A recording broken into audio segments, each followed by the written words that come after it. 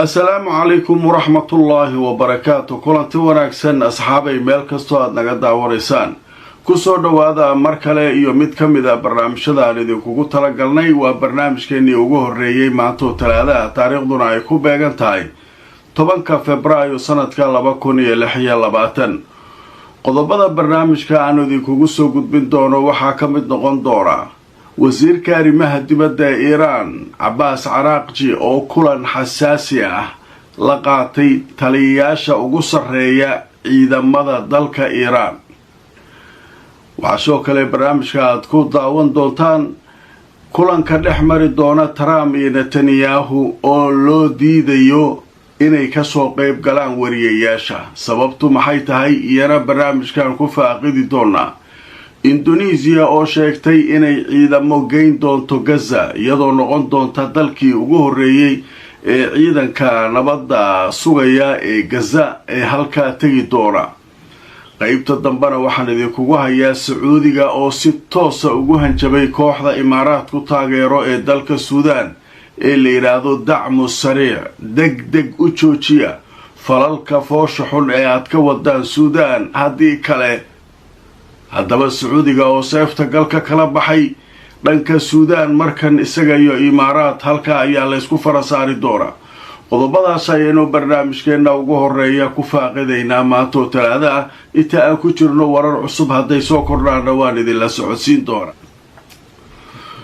kulanti wanaagsan asxaabay meel kastoo aad joogtaan kusoo dhawaada barnaamijkeennii ugu horeeyay maanta Talaadaha waxaynu ku soo qaadanaynaa qodobada soo kordhay tan iyo intaynu kala maqnay. waan hubaynaa si weyn uga hesheen macluumaadkii iyo wararkii aynu kusoo gudbinay barnaamijyadaydii shalay ee saddexda ahaa ee aanu soo gudbinay. haddaba barnaamijkeena Talaadadan ugu horeeya waxaynu ku bilaabaynaa xaaladda Iran iyo Mareykanka. dhowaan ayaa kulan waxaa qaatay sidaa la socotaan jimcihii lasoo dhaafay ayay ahayd Mareykanka iyo Iran. wafdida Iran waxaa hogaaminayay wasiirka arrimaha dibadda ninka la yiraahdo Abbas Araghchi halka Witkoffna uu isaguna hogaaminayay dhanka Mareykanka. haddaba dhowaan Witkoff ayaa isku soo sawiray isagoo dul saaran mid ka mid ah maraakiibta dagaalka saraakiisha Mareykankana la kulmaya. haddaba maanta iyadana waxaa soo baxay wasiirka arrimaha dibadda ee Iran oo isaguna kulanka dhanka Iran hogaaminayay ayaa wuxuu kulamo xasaasi ah oo waliba qarsoodiya la qaatay taliyayaasha ugu sarreysa ama ugu sarreeya ciidamada dalka Iran. wuxuu warbixin ka siinayay wixii meesha ka dhacay iyo waxa la filan karo kulamadaas haddii la isku soo laabto iyo meesha la kala joogo iyo muhiimadda ciidanku ay u leedahay inay la socdaan xaaladaha diblomaasiyadda halka ay marayaan. haddaba markaan idin tuso wararkii ugu dambeeyay wakaaladda wararka Turkiga Anadolu ayaa waxay leedahay Araghchi waxaa la sheegay inuu kulamo la qaadanayo madaxda sare ee ciidanka isagoo markaa u soo gudbinaya halka ay wax marayaan oo ku saabsan wadahadallada ay Washington la yeesheen ama Mareykanka ay la yeesheen. wasiirka arrimaha dibadda Iran Abbas Araghchi ayaa Talaadada maanta kulamo la qaatay mas'uuliyiinta militariga ugu sarreeya dalkaasi Iran oo uu ka mid yahay taliyaha guud ee ciidanka General Amir Hatimi. haddaba waxaa la sheegay in macluumaad ku saabsan halka ay wax marayaan wadahadallada iyaga iyo Mareykanka uu u gudbiyay. wadahadalladaasoo dhowaan ka dhacay caasimadda dalka Cumaan ee Masqad. haddaba waxaa la sheegay in wakaaladda wararka ee dalka Iran ISNA ay iyadu markaa warkan baahisay. haddaba Araghchi iyo mas'uuliyiinta militariga ugu sarreysa dalka Iran halka ay ku kulmeen ilaa hadda lama sheegin sababo dhinaca amniga aawadeed. marka laba arrimoodba way ka soo baxaysaa meesha in nimankanu wixii wara inaan marnaba wadahadalladu aysan rajo badan lahayn in loo sheegay inay militariga iyo awoodooda iyo difaacooda xoojistaan. taas waa midda kale ee warbixinta wakaaladda wararka Iran laga soo xigtay ay soo saarteen waxay tahay mas-uuliyiintan meesha ay ku shireen lama sheegin, sir waaye. macnaha madaxdii ugu sarreysay ciidanka iyo wasiirka arrimaha dibadda haddii la ogaado meel iyagoo jooga wax kastaa lagu samayn karaa, gantaalaa lagu dhufan karaa, waa lasoo weerari karaa, wax kasta. marka meel qarsoodiya ayay iyaduna ku shireenaan leeyahay. marka alcumuum tani waxay muujinaysaa marka in wada hadaladana gacan lagu haysto, militarigana gacanta kale ay difaac uga jiraan. marka iiraan hawshaas ayaa ka socota iyaduna wararkii ugu dambeeyay. dhanka kale arbacada berito oo la filayo inay kulan muhiima qaataan Netanyahu iyo Trump ayaa warar ay qoreen qaar ka mid ah warbaahinta Israa'iil saakay waxay leeyihiin kulanka arbacada dhici doona ee dhex mari doona labada oday waxaa la yidhi wariyaasha ma imaanayaan.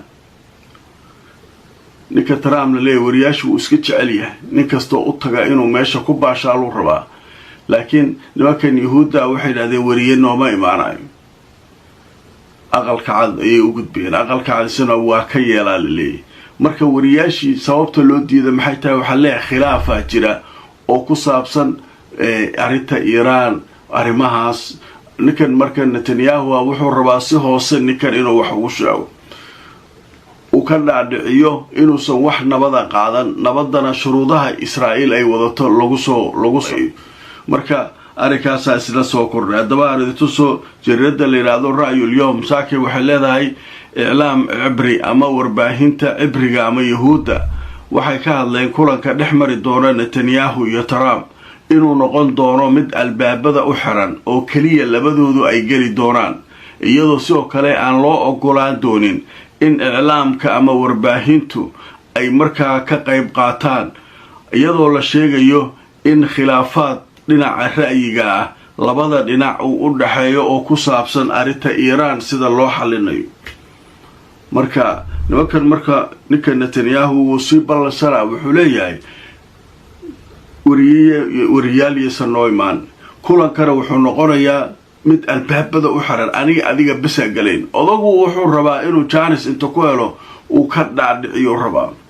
kuwa kaloo falastiiniyiina wax qoraya arkay qosolka iga dhamaaday, waxay leeyihin nimankan saaxiriin waaye dheh, yuhuudda niman caadiya maaha.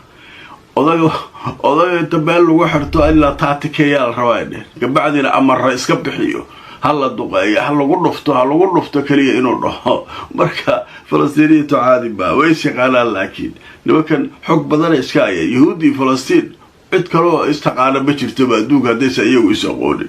marka qodobadaas halkaasaa kaga gudbaynaa. sheekada kale xiisaha leh waxay tahay arrinta Gaza. ciidamadii ugu horreeyey, dalkii ugu horreeyey ayaa soo diraya ciidamada la aruurinayo ee Gaza nabadda sugay. Indonesia ayaa ciidankeedu waxay sheegeen inay kumanaan askartooda diyaariyeen si ay Gaza u tagaan, laakiin waxay yidhaahdeen annagu shaqo kuma lihin hubka dhigis Xamaas iyo waxa kan annaga uma waadayn. Xamaas afaareedi ma galayno, annaga meesha waxaan u tagaynaa security-ga nabadgelyada inaan sugno, mamar oo maaragtay meelaha gargaarku marayo, dadka gargaarka iyo waxa kan iyo in la gaarsiiyo, annaga shaqadeena taas way dheheen. halka marka Israa'iil iyo Mareykan iyagu dalalka imaanaya ay sheegayaan haddii loo baahdo awood hubka inaa uga dhigtaan Xamaas, annaga marka taas kuma jirna yiraahdeen. haddaba marka arintu soo wararkii ugu dambeeyay Al Jazeera waxay leedahay idaacad Israa'iil ah waxay sheegtay inay bilaaban doonaan u diyaar garowga soo gaaridda kumanaan askar Indonesiana oo iman doonta Gaza ayay imaanayaan. haddaba idaacadda wararka u faafisa Israa'iil ayaa sheegtay inay hadda socdaan diyaar garowga in markaa ay soo gaaraan kumanaan ciidamo Indonesia ka tirsan marinka Gaza si ay markaa uga shaqeeyaan howlgalka deganaanshiyaha caalamiga ah ee la doonayo in lagu soo dabaalo deganaanshiyo marinka Gaza. haddaba qorshahan ayaa wuxuu qayb ka yahay tallaabooyinka madaxweynaha Mareykanka Donald Trump uu ku doonayo in lagu soo gabagabeeyo dagaalka muddada ka socday Gaza. marka Israa'iil sidee u aragtaa ma u aragto taas weli lagama hadlin, laakiin Indonesia waxay tiri diyaar waaye, ciidankana waa diyaar, waa la rarayaa xaggaashaa la geenaya. kadib ciddii marka dhibaato ka qabta iyada ayaa soo hadli doontaa la leeyahay. haddaba qodobka isaguna halkaas ayaynu kaga gudbaynaa. qadar xayeysiisa kadib waxaan u gudbaynaa sheeko kale oo yaab leh. sacuudiga oo doonaya mar kale inuu ku qararamsado suudaan, imaaraadka iyo kooxdiisa. fariin culus ayuu sacuudiga maanta dirayaa. uu leeyahay kooxda la yidhaahdo dacmu sariic ee imaaraadku taageero waa inay joojisaa falalka foosha xun ee ka wado gudaha dalka suudaan. haddaba sacuudiga waa soo dhigtay waraan idin hayaa xayeysiinta kadib. kulanti wanaagsan asxaabe, meel kastoo aad joogtaan kusoo dhawaada barnaamijkeenii ugu horreeyay maanta oo talaadaha waan idinkugu soo gudbanayo warbixinadii soo kordhay tan iyo intaynu kala maqnayn. haddaba qaybtan waxaynu ku faaqidaynaa sacuudi arabiya ayaa waxay sheegtay inay u hanjabeen kooxda la yidhaahdo dacmu sariic ee imaaraadku taageero ee dagaalka ka wada gudaha dalka suudaan. haddaba sacuudiga ayaa u muuqda iminka inuu doonayo meel kasta inuu kula dagaalamo imaaraadka. yamanuu ka saaray, soomaaliyuu ka saaray, haddana suudaan inta u dhiman iyo kooxdiisa iyo isagaba inuu isku daru rabaa. sheekadu marka aaday u kulushahay dhankaas marka laga hadlayo. haddaba aan idin tuso wakaalada wararka ee Anadolu waxay leedahay sacuudigu wuxuu ka codsaday kooxda dacmu sariic inay si degdeg ah u joojiso xadgudubyada ay ka geysanayso gudaha dalka suudaan. sacuudigu marka waxay leeyihin midnimada suudaan lama taabtaan waayo. kooxdan waa inay joojisaa falka ay wado, haddii kale nagtaa ka saaraa u leey. ayaga imaaraadkooda meesha iyo waxa ay wadaan waa burburinaa u taagaya. sacuudigu marka waa soo jeestay. hadda wuxuu leeyahay caadi maaha. waatii hadda dhowaan wasiirka arrimaha dibadda ee soomaaliya iyo wasiirka gaashaandhigga soomaaliya iyo wasiirka gaashaandhigga sacuudiga heshiis ay saxiixdeen oo warbaahinta sacuudigu ay aada uga hadlayaan, oo la doonayo istaraatiijiyad military inay wada gaaraan saldhig in la sameeyo si loo ilaaliyo badda cas iyo dhibaatooyinka saldhiggaana la doonayo weliba meelo u dhow badda cas in laga sameeyo. wararka qaara sheegaya in laas qoray ay sacuudiga iyo doonayaan in halkaa ay saldhig ka samaystaan. marka sheekooyinka sacuudigu marka isballaarintiisa gobolka iyo awoodiisa iyo wixii oo dhan ayuu markan la soo baxay sida hadda muuqata. kooxdan suudaanna waxaa leeyahay ma dhagaysan doonaan warka sacuudiga, laakiin waxay la kulmi doonaan jug culus. sacuudigu nagtu ka saari doonaa. marka xaalku marka halkaas ayuu marayaa. wararkaas waxay ahayeen kuwii ugu waaweynaa ee soo kordhay. asxaabay tan iyo intaynu kala maqnayn barnaamijkeenii ugu horreeyey waa naga intaa maantoo talaadaha. asxaabay like gareeya oo sheer gareeya barnaamijka. haddii aad nagu cusubtaana subscribe-ka ka iloobin youtube-ka, facebookana follow garay. inta aan mar kale barnaamijkan lamida ku kulmayno akhyaaray meel kastoo aad joogtaan, nabadgelyo.